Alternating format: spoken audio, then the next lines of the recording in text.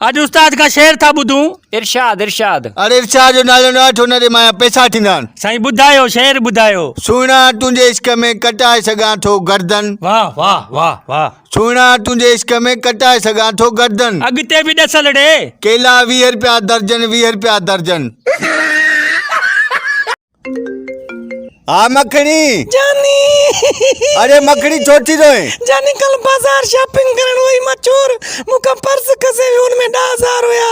मखनी केड़ो चवंदो मां त लटन में पासे वारो खीसो हणाए। हाँ जानी चवंदे तू। मुंहिंजो चयो न वठी न हाणे रो रो रो रो।